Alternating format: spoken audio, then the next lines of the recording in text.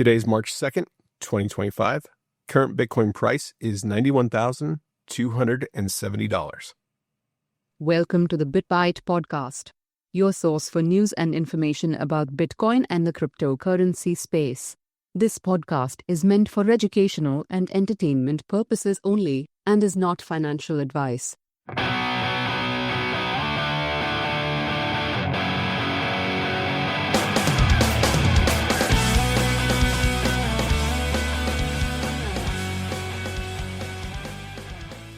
So, Rick, I know we've been talking about the roller coaster that can be Bitcoin price. Right. How have you been feeling lately with this? I don't know, a little sick to my stomach, but it may not just be Bitcoin. Yeah, I would say that's fair. Yeah, I was kind of laid up sick when all this was going on, and I was just like, I can't look at this right now. I'm in enough pain already. Right. Yeah, and I think this is one of those things where it's expected, at least in my opinion it is. And this has been the first major pullback we've seen during this bull run. Yep. And we've talked about it a couple episodes ago where, there's usually pretty large retracements. Mm. And, we were looking for that 20%, 30% dip. And I don't know what the dip really is. I mean, from the high of 108,000 to what did it get down to? It got as low as 78,000. 78,000. So that's my math isn't math, and that's 30 grand. 30, almost 40. Yep. From 108, 109 to 78. Well, 108 to 78, yeah.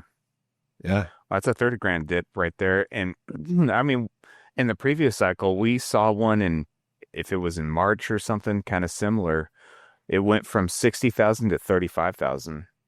Yeah. Yep. Yeah. And I remember I tweeted on that Thursday, because I think that was Thursday, right? Or it was Friday. I tweeted, did we bottom? Because I mean, we kissed down there and we started to come back up, or I guess X'd. I don't know what you want to call it. Anyways, we hit back down there and started to come back up right away. And so I was like, well, maybe we did kind of bottom. But today we've seen some really positive price action. And it's for those that are new to Bitcoin, or maybe you just bought in during this cycle, like, don't be fearful. Like this is the time that you end up galvanizing your belief in Bitcoin because you see these actions take place. Oh, yeah. And you see the recoveries. Like it's totally normal. I think they were saying like anything typically, like in a typical stock market, anything below like an 8% correction is typically bearish. Within Bitcoin, though, that's just kind of a normal correction that takes place. Yeah. I don't know. Bitcoin is crazy. No, it's very bipolar. So it's hot one day and it's cold the next. Yeah. What are we looking at with the theoreticals right now? Okay, theoretical purchases. If you could have purchased $3,000 of Bitcoin in October 2024, you would have ended up with 0.0885 Bitcoin. That $3,000 investment is now worth $8,077. So, I mean, we saw it hit above 9,000 before, but I mean, you're still lucky to have 8,000. That $3,000 has done you well. Theoretical purchase number 2, if you would have bought right at the most recent halving, which is April 19th, 2023 or 2024, sorry. The $1,000 would have netted you 0.01564 Bitcoin, and that is now worth 1,427. So, I mean, it's a slight gain. I mean, that $1,000 is worth 40% more. That's nothing to sneeze at. Yeah. And it's been 11 months almost, 10 months. God, that's so crazy. Since that. Yep. So. Yeah. And I think the other thing that October one, you said 24, but that was actually 23. 23. Okay. Yeah. Correction on that. Yes. Because that was, we've been doing this for a little bit now. So. Yeah. We've as soon as Bitcoin goes into winter, we've completed one full cycle of crypto or Bitcoin that we've been doing episodes for. Yeah, Yeah, because we started right at the peak of 2021. that's funny. Yeah, and so I mean, I think all of our the good thing though is that both of those investments are still above water, right? Right. The October one obviously is just doing gangbusters. If you would have gotten in back then, and then the one most recently with the halving is still not bad. Yeah. Honestly, if you would have bought before November, you're doing pretty well, Yeah, right? absolutely. So, And I mean, this is kind of important because everything that we're seeing right now, we were talking about the fear and greed index. I think we were talking about it last episode, right? yeah. We saw almost a complete reset of the fear and greed index. We went down to 10, which is extreme fear, just 3 days ago. Yeah. And how that works is it's a scale from 0 to 100. Anything below 20 is considered extreme fear. Anything above 80 is considered extreme greed. Yeah. And so 10 is really bad. Yeah. Yeah. And that was when we hit that was the day before, or was that was the day that we hit the low, right? Or the day before we hit the low? I think it was on Thursday, and then the low set in on that Friday. Yep. Yeah, exactly. You're right on the point with that. So it's good because typically what that does is this washes out a lot of the leverage and a lot of the BS that kind of takes place in the market. Because you get people that have these leveraged longs that are leveraged at crazy amounts where they have, the 10x leverage put on there, and it flushes all that stuff out. People lose a lot of money during stuff like this, but it's necessary to kind of reset the indicators and start to move forward again with a fresh path forward. And one of the big things too is we've had all these meme coins. We talked about that last episode too, I think. Yeah. 600, what was it 6,000? What did I say? Do you remember? I thought it was like in the six figures, like how many meme coins there are or something. It was stupid. It was something like 600,000. Maybe I'm going off, but maybe it was 600,000 or 6,000 in the month of January that were created alone. Oh, in just January? Yeah. Good grief. Yeah. It was 6,000. It was ridiculous. It's like, and that dilutes the market because people put this money into it. And unless you're like one of the beginning people that get in there, it doesn't bode well for anybody. We saw a lot of this happen too with the ETF flows. When we look at the chart, I put it up in the Discord chat, but if you look at the chart, we had over $3 billion worth of outflows that took place between the 11th through the 28th of February. And if you look at that, I mean, it's just blood red. Like the 25th was probably the worst offender of all that. There was $1.1 billion that got flushed out of the ETFs. Combined? Oh my gosh. No, Yeah. that's pretty nuts. It's pretty hairy. And I mean, finally, it looks like on the 28th, we started to see some positive flows again. But we only had one day of positive flows, and that was on Valentine's Day. Well, it's kind of funny is Bybit was also negative even Friday. Yeah. So. Yeah, it's been a pretty hairy ride. I think there's a lot of uncertainty with a lot of different things going on. So, there's a lot of people are just feeling like when you look at X, people are like, well, Trump has been the worst thing for crypto ever. There's not going to be any strategic reserve. It's like, you guys got to be patient. Like, I don't think all this stuff's going to happen fast. And then one of the other things that we had happen, which was a pretty major, I don't want to say necessarily a black swan, but it was a pretty big black swan event. And that was the hack of Bybit. Yes. Which is basically the world's third largest exchange. Yeah. Yep. And it looks like they experienced a 1.4 billion exploit. And it looks like it probably may have been caused by North Korea. Yeah, state act. North Korea basically hacked them or set a trap for them that they fell into. Yeah, and I don't know if it was, and I don't know how much of this stuff is satire or how much of this is true anymore. It's so hard to get through the noise. But then all of a sudden I saw like Kim Jong-un announce that they've got like a $1.4 billion Ethereum strategic reserve that they established. I'm like, is that the hack that they were talking about doing? They're trying to recover, and from what I understand, they're actually flush again now. But I don't know if that means they've made all account holders whole from the hack itself. And there was even discussion, which I thought was kind of crazy. And this is one of the reasons why I worry about any other crypto other than Bitcoin, is that I think Ethereum was even talking about rolling back the Ethereum protocol again, the blockchain. Yeah, basically doing a fork and then removing those stolen coins. Yeah, it's I mean, it's a thing that kind of just gives you pause, because I mean, unfortunately for Bitcoin, I mean, not unfortunately, if something happens like that with Bitcoin, there's no going back. I mean, we have to get all kinds of consensus that I think would just be impossible to pull off. Yeah, it would be impossible. But so I mean, I guess there's concern with that type of a move. And then, I mean, like, there's a positive to it, right? Like, in the sense that the people that did get affected by the hack, they get to be made whole again because of somebody's negligence. But at the same time, like, that's kind of unnerving that you can change the protocol and affect everybody that way. It just shows you that the network that you're on is not decentralized at all. Matter of fact, there is a central figure that could, if one day just for no reason, decide that you have no coins. Yeah. And then that's that. Yeah. Political pressure, anything like that. Or if it's a state, and that's the biggest, I think, offender with something like that would be the state would come in and be like, well, we demand you do this to make these transactions basically invalid.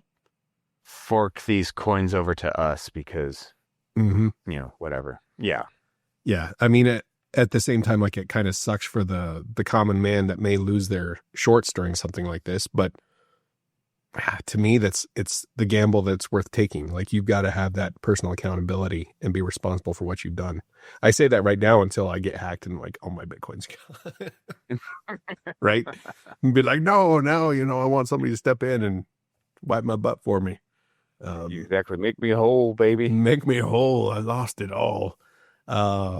Which, I mean, hey, that's totally possible. I hope it never does happen, especially because I lost it all in a boating accident. It was so unfortunate. Yeah. So that was a huge effect. And I mean, from what I understand, it was only Ethereum that was affected by that hack. And there was Ethereum stolen during that hack. Yeah. Right. Yeah. But no, it had an effect on everything. Yeah. It was huge. That was a huge, huge amount of money that went out. I think that was that bigger than FTX? I don't know if it was bigger than FTX, but I don't know the money size. Granted, FTX was just a Ponzi scheme, and Bybit looks like they're already restored, so it looks like they're holding some good practices. Yeah. Right. Yeah, I would think so. And I think, I mean, the cool thing about it was that, you saw the kind of the crypto community come together from that attack, and they were basically saying that, we're going to make these coins unspendable. It's going to go into these like blacklisted wallets, those types of things, which is still possible even with Bitcoin, where if there was a major hack that did take place, at least there's some solace in knowing that they could blacklist the transactions. Yeah, people could blacklist different wallets and track where money goes and keep expanding that. And then people can probably voluntarily sign up for that, Yeah. I think in order to do that, I think it has to happen fast, because what'll happen is they'll put those coins into like the blenders, and it'll disperse them out amongst multiple wallets. And then it's hard to track where those funds went. They can still be done, but it takes time and resources. The other thing that's happened, obviously, and I think we kind of touched on this in the beginning, is that we talked about the Bitcoin strategic reserve from the United States and how there's a lot of uncertainty as to whether it's going to happen. And my personal opinion is that it's not going to be led by the Fed or the United States government. I think it's going to come from the states first. Yes. And so we're seeing right now Utah's leading the effort to establish the first state-backed Bitcoin reserve, with over 50 Bitcoin-related bills progressing across at least 22 states is what's happening right now. Utah, I think, currently is in the lead. They're waiting for the final pass to happen. And then North Carolina, Oklahoma, Texas, and Montana are also advancing their Bitcoin reserve bills.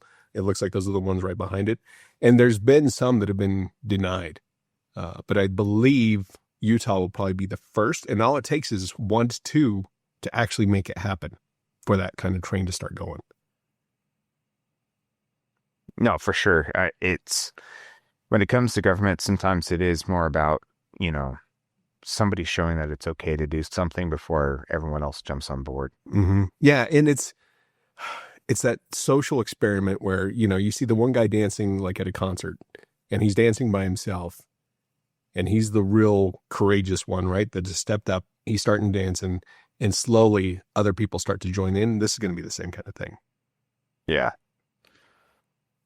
Then it's like, okay, it's cool. We can dance. We can dance. We're safe. We can do it. So, I mean, I still believe that's where it's going to happen first. I do think, Cynthia Loomis, like there's a lot of things that she's seeing as a positive from the federal government side, but I think that's just going to take a little bit of time. That'll probably be midsummer before we hear from them. I do think that if Utah gets that across the goalpost first, I think that's going to be kind of that. We've been talking about how the price has been looking for a catalyst to move forward. And, by no means is what's happening right now the catalyst for price to move forward. We're just kind of regaining ground. But to get above that 109,000, I think we need one of those states to adopt it. And then we'll get a couple more that'll follow suit. And I think that'll start changing the tide of things. Yeah. So keep your head up. That's the best thing I can say. If you still have money that you want to invest into Bitcoin, I think now is still a good time to buy. I think obviously when it was 78,000, I think would have been better, but that was a hard one and that didn't last very long. And then the other thing I think that's been affecting the market is we had the tariff announcements. Yeah. Trump is playing a kind of I don't know, he's being a matador with the tariffs, and I'm kind of worried that we're going to be the ones that get gored. Yeah. But yeah, and I'm going to ask you this, and I know we try to not be overly political on here, but do you think he really understands how tariffs work? I think he understands how tariffs work in general, how they affect the economy. I don't think he knows, but I know he keeps saying that they're definitely going to go into effect on this date, and then he pushes it back. Like originally, this last week or whenever, he was saying that it was going to go into effect on March 4th, which is Tuesday actually. Yeah, and so he's pushing it back. So he has some understanding that this would not be good for him. You think inflation's bad right now?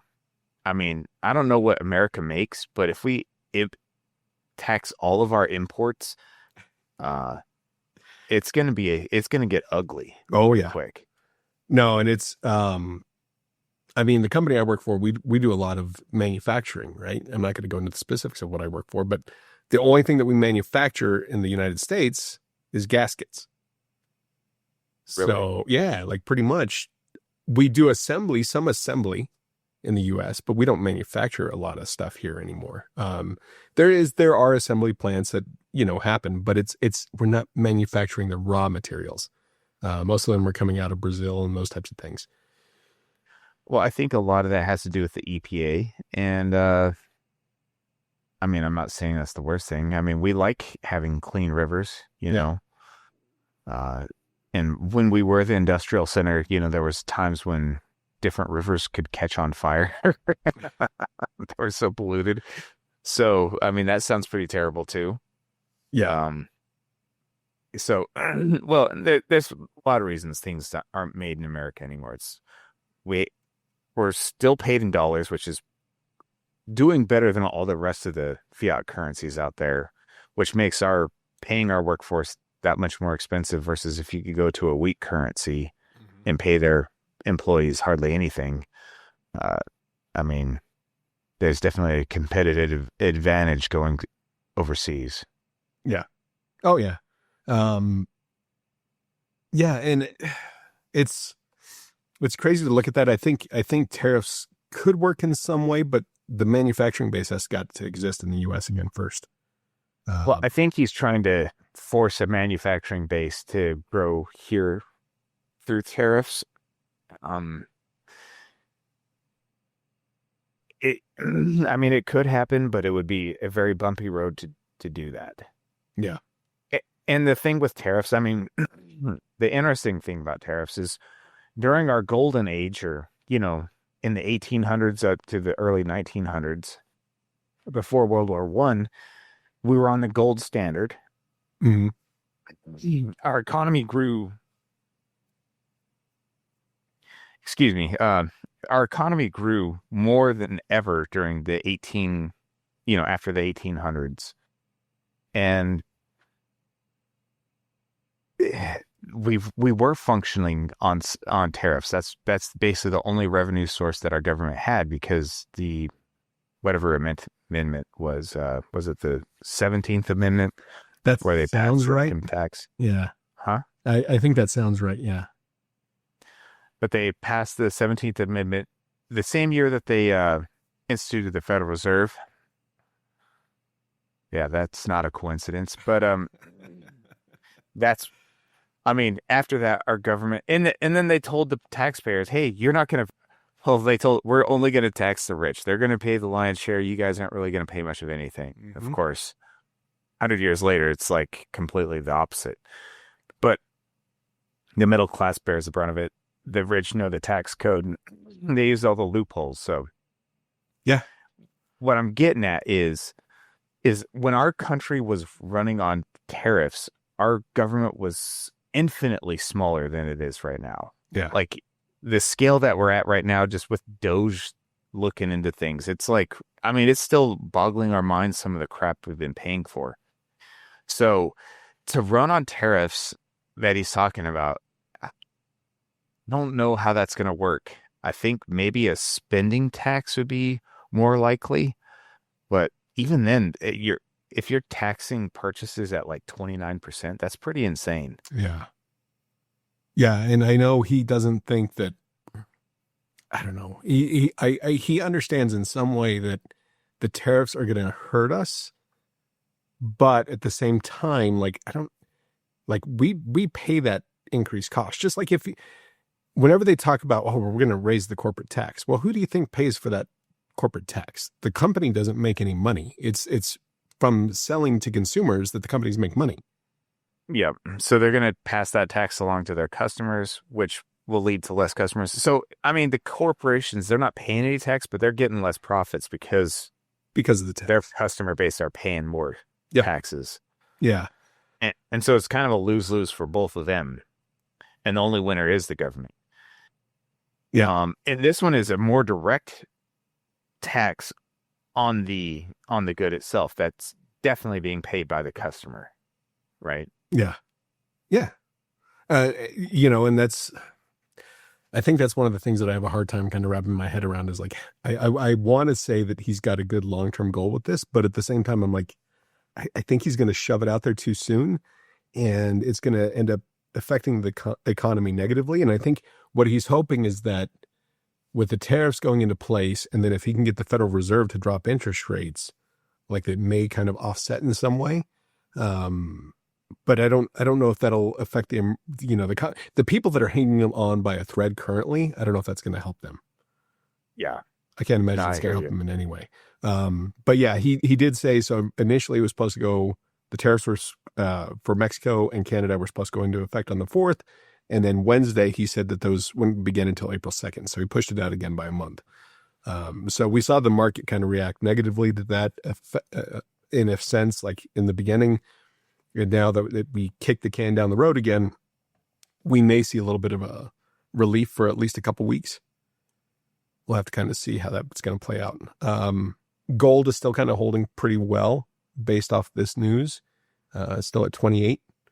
Let's trying to see if there's anything else that really kind of stands out. Like the markets have been a bloodbath ever since the DeepSeek thing happened, which we know the stock market's kind of being propped up by tech anyways. And it hasn't really gotten a chance to recover. Everything's really just everything's really hurting. Yeah, I wonder if the AI bubbles burst. And if that's it, I mean, that's basically what our market's been riding on. Yeah.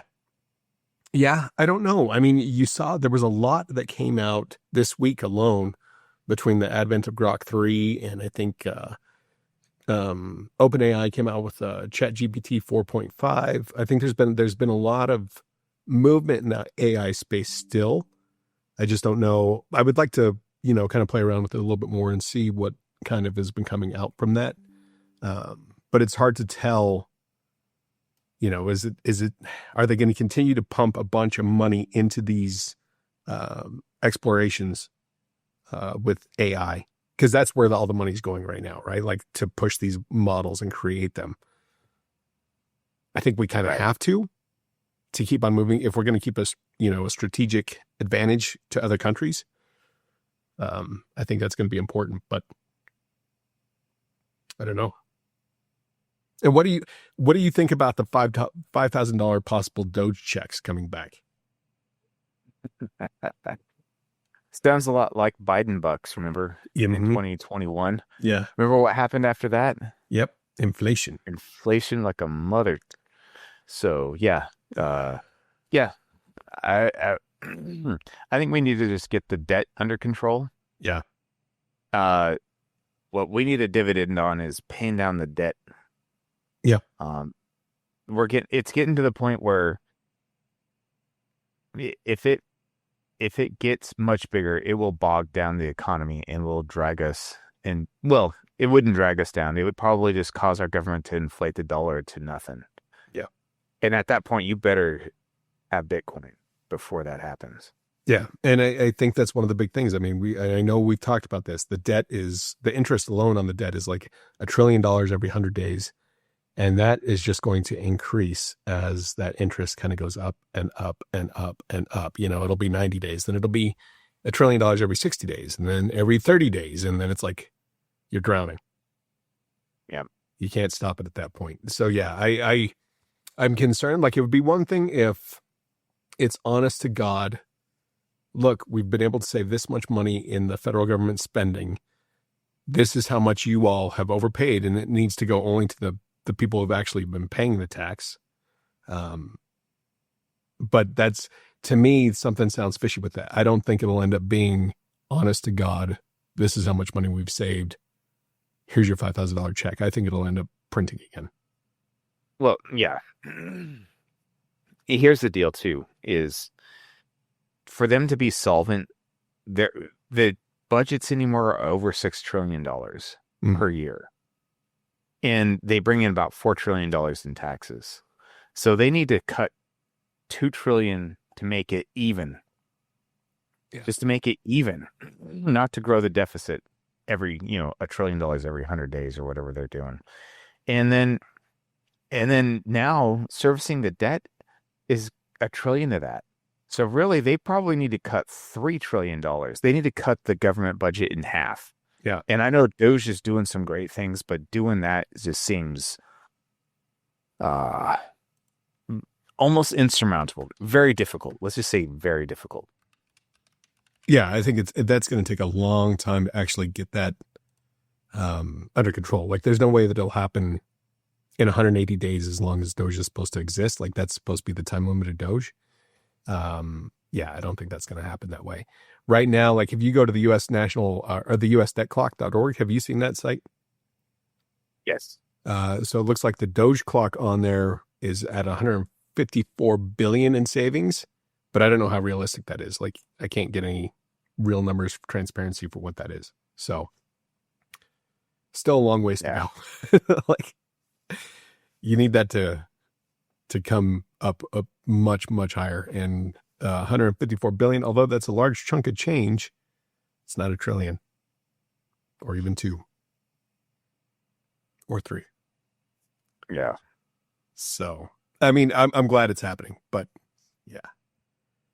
A lot of work still to do there. Is there anything else you want to bring up today? I think that's it for me. Just hang on. Hang on. It will get better. And actually, while we were recording this, Bitcoin's gone up another $1,000. So we're at 92,697 right now. So it looks like we did bottom. We'll know for sure more tomorrow, because when the traditional markets open, we'll see what the institutional investors have to say about that. If they're going to be like, no, smack that down, we're going to sell again. Well, and that's the thing. Whatever it bottomed out at 78,000, I mean, it's not unrealistic to expect it to potentially double that price after this kind of reset. So pay attention, keep your eyes peeled. I wouldn't make any moves until after you see what the market does on Monday, but things, they might go up, or we could be retesting levels even lower. Who knows? Yeah. Yeah, I think, and I don't know where the CME gap is, but they say like 96% of the time. And the CME gap got created whenever Trump got elected, went into that weekend, and we saw that crazy rise. And that's what happens with those CME gaps, is that it's whatever happens on Friday compared to what happens on Monday. Like that weekend price action can cause a huge gap to take place. Typically 96% of the time, Bitcoin needs to come back down and fill that gap to make that whole. But I don't know if that's quite happened yet. Maybe it did. I'd have to look at the charts and really see. Because what do you remember on that election night, how much we bumped? Well, we were riding to the lodge. We saw it jump like $6,000 or something like that. Yeah. It was insane. It was nuts. So, yeah. 68,000. And then I think next we looked, it was 74,000, and it kept going up from there. Yeah. Yeah. So maybe we did fill that gap. Maybe that did come down and get that taken care of for the CME futures. So yeah, I know it's wild time. But this is the time that'll forge your conviction into Bitcoin, for those of you that are new to the market. So, if you do decide you want to do self-custody, we do have, and I still need to update the website. We do have the Ledger and the Elipal wallets. If you follow the link on our website, that'll give us a little bit of a kickback. And I don't know if kickback's the right word. Give us an incentive to help support our podcast, and you guys can take self-custody of your Bitcoin. And so that's always a good thing, especially if you decide you want to kind of get into this market, because of the hack. Think of Bybit, right? Like they were not holding their own coins, and that kind of attack happened. But you still have to be very careful with those types of things. Like you don't want to get phished or anything like that. So not your keys, not your coins. Mm-hmm. Thank you all for listening. We'll talk to you soon. All right. Bye.